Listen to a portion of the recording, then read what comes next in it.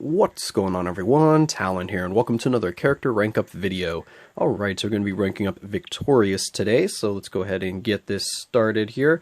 So we're going to be ranking her up with all just regular tickets here, because I do need to clear out my inventory a little bit, because I'm always out of inventory space, since they keep adding more and more stuff to take up inventory slots. So let's get rid of these tickets here. That's at least 2 spots, which doesn't seem like much, but can be useful. And yes, this is why I'm ranking up Victorious right now, is because I was on her step for the epic quest, but I'm gonna go ahead and do that a little bit later. So let's finish ranking her up here. Alright, 4 stars, and then we, oh, not cancel, go over here. 5 stars, and then we do hopefully have a 6-star ticket. I think I'll have just one of those left as well, right? Yeah, there we go. Perfect, able to rank her up with all tickets. That's what I like to see. So let's go ahead and see what we're working with here. Well, first let's go ahead and get her leveled up. So we're going to need, what, like 1,800 or 1,900 of these things, something like that. Let's find out here. Takes such a long time. I think it's just below 19. Let's do something like that. How does this work? Ooh, 96%. Almost there. Where our level 1 EXP chips. Boom, there we go. Alright. So, yep, where we got Freedom Fighter. Perfect. And now let's take a look at our skills here, see if we need to level up anything. So we do have a 3-second stun. And our skills, yeah, they're really weird. Energy damage is 16% of her HP. So that's kind of a new mechanic there in terms of how her damage is going to scale or modify, because it's going to be based off of her HP, which I'm not really sure how well that's going to work. From what I've been hearing, though, it sounds like she's going to be a pretty strong character. As you can see, I'm ranking her up right now, so I haven't got to try her out quite yet myself, but I've been hearing good things about this. Let's go ahead and level this up here. Get a little more bleed damage. I mean, we're not really going to be using that anywhere, so... Oh, here we go. What do we got? Got an all attack, all defense level up. Wow, that's a really beefy boost there. What did that go up to? 60% all attack, 60% all defense, and 20% all speed. Invincible for 5 seconds.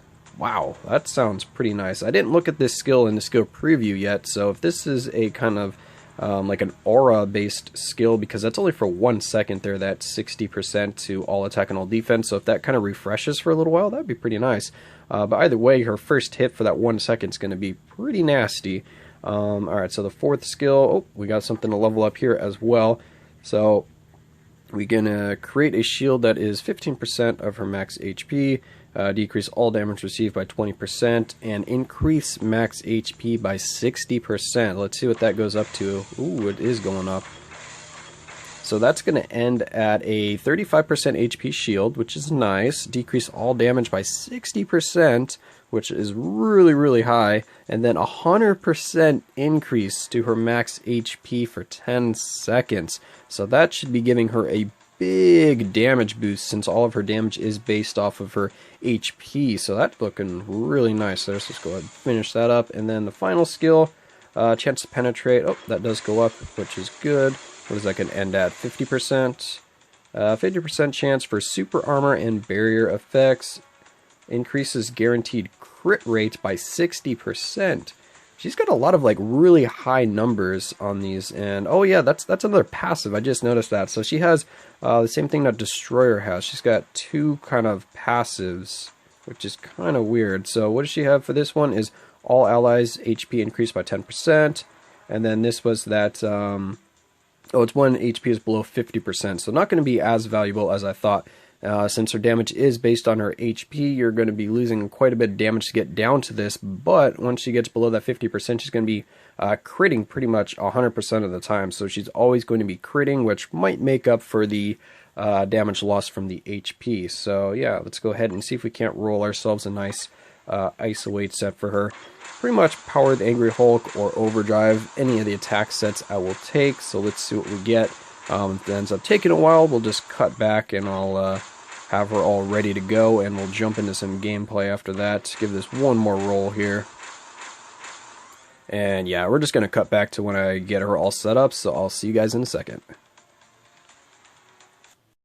Alright, and we are back. So, I went and got everything sorted out for Victorious here, and I thought about it a little bit more, and for the Ice Weight set, I ended up just keeping I Am Also Groot, because, yeah, I was looking at all of her skills, and they all say, of course, the HP is what's going to be, you know, generating all of her attack power, so you don't really need anything else for, like, all attack or energy attack, at least if I'm reading this right. So using something like Overdrive or Power the Angry Hulk that gives you an attack boost when it procs, so an all attack boost, I don't think is going to increase her attack at all, since as you can see here, just says energy damage 25% of HP. So I don't think we need to do anything in terms of the Ice Weight set for the attack ones.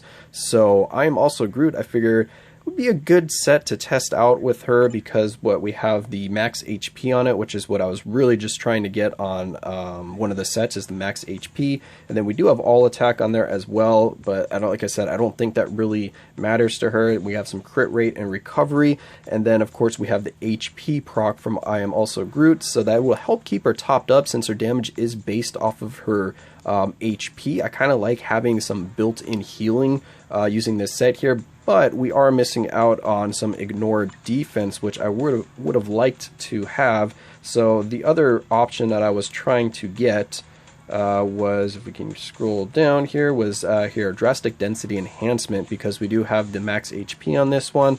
We have also crit damage, but then we have the ignore defense.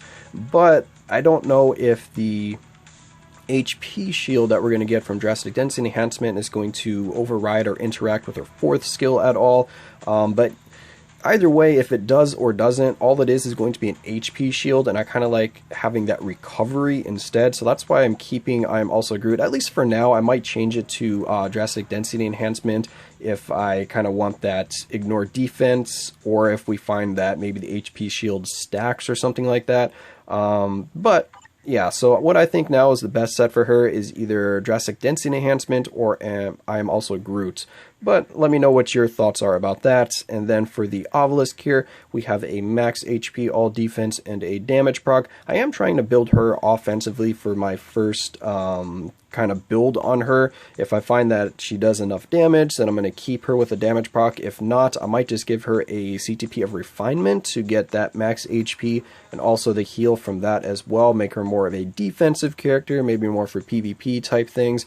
But I'm curious to see what her damage is like, so that's why we do have a damage proc on her right now. And this was pretty much my only max HP Obelisk that I had. I was looking through them and I don't really have any max HP Obelisks, so this was pretty much my only option. So we're going to hope this works, but I don't really think that she needs immune to guard break, actually, even though she does not have super armor, because of her third skill here giving her invincible instead of just immune to all damage. So she is going to have that native kind of super armor from the invincible here, or the immune to guard break, whatever you want to call it, that you're getting from the invincible. So that does help her to not get her skills canceled out. It is 5 seconds. The skill's a little bit long, but if you cancel it after she starts doing the animation, then you can hop into the fourth skill here, which will get you that HP shield. Oh, the fourth skill. This is supposed to be her fifth skill, but she has 2 passives. Will get you that HP shield and the max HP increase, so you can kind of chain that together pretty safely. And then you do, of course, have an iframe here on the second skill that you can take advantage of, so she can stay pretty well protected, having the shield up from the fourth skill, the invincible, yeah, from the third skill to make sure she can cast the fourth skill, and then the iframe on the second skill to kind of stall for the cooldown to come back up for the third skill. Or at least that's what my thought process was so far. So now we'll actually go ahead and see how that works in gameplay. So let's go ahead and jump into a little bit of I don't know, take her against a world boss just to see her survivability, but I don't, you know, we're not going to be able to kill the world boss because she's only tier 1. So let's jump into that. Alright, so here we are, it's Cole Obsidian. We're just going for stage 1 for his World Boss Ultimate, just because I do want to see only her kind of survivability, and yeah, she's not going to be able to do damage like I was saying earlier because she is tier 1, but I just want to see how well she can perform here. So we have our own leadership, which is a 35% all attack. Of course, she is not Dr. Doom, so she's not getting that second part of the passive, and then I'm throwing in Wasp just to get rid of the kind of bleeds that might kill her instantly from Cole, and then we do have Shuri in there for extra kind of survivability and damage, but like I was saying, she's probably not going to be able to do any damage here, even though it is stage 1, because she is tier 1, so keep that in mind if you see the very, very pitiful damage that she's going to be putting out. And like I was saying, no strikers here, because I just want to have a nice clean screen so I can see what we're doing here. Alright, so we're going to get that invincible up from the 3rd skill, and then pop into our kind of HP mode from the 4th skill. So, okay, there we go.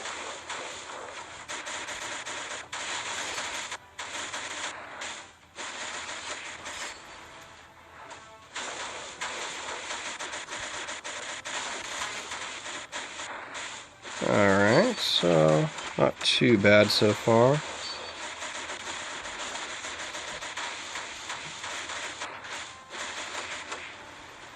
Yeah, so that skill rotation seems pretty safe.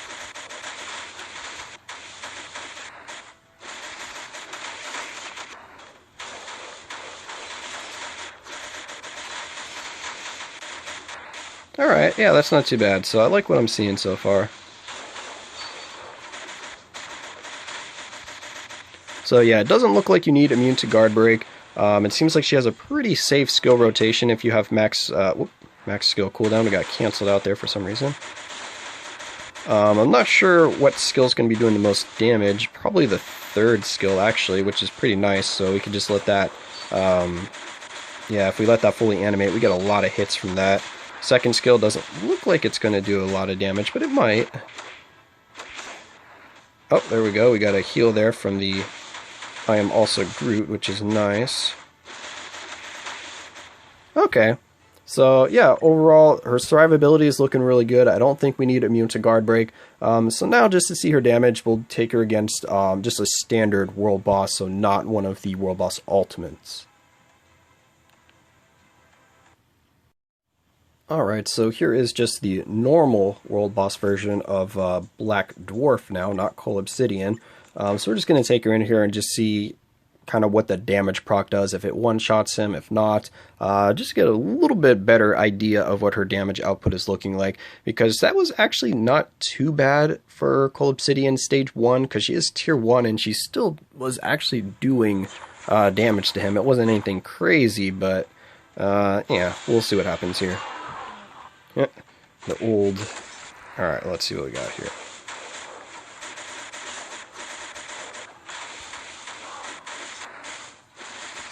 Oh yeah, as soon as we used that 4th skill to increase her HP, her damage started going way up.